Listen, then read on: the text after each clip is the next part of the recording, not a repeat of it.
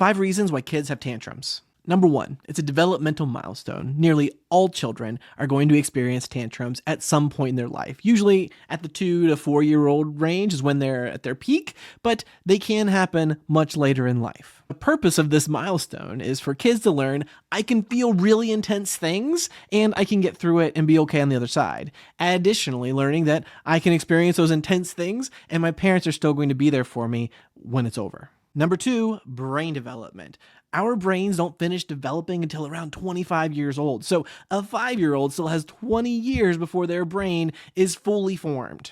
And the last part of our brain to fully form is our prefrontal cortex, which is the part of the brain that is responsible for kind of containing those intense emotions and containing our impulses. So their brain just isn't able to contain all of those intense emotions just yet. Number 3, they lack the skills to be able to communicate their emotions in another way or to be able to cope with their emotions. Maybe they've never been taught other ways that they can express their feelings, or they've never learned coping skills like being able to take a deep breath or take a break or something like that. Or worse yet, maybe what has been modeled to them is anger is best expressed through aggression, intimidation, yelling, screaming.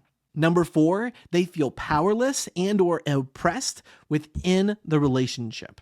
The power differential between parent and child is very uneven. So if a parent isn't aware of that and they haven't learned how to work within that to make kids feel like they have some say within their lives, then it can feel very oppressive within that relationship. Just think if you've ever had a boss who never let you speak or have a say or anything, and they just chastised and yelled at you all the time, and you weren't able to defend yourself.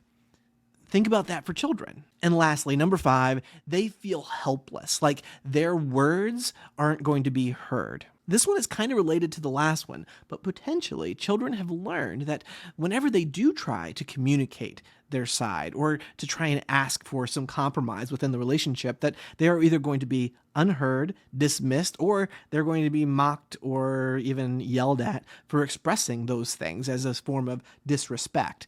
And because of that, they have learned that it's just better not to try and express it. And if anybody has ever been in a relationship where you feel like you can't talk, you can very much relate with what a child might be experiencing in that relationship.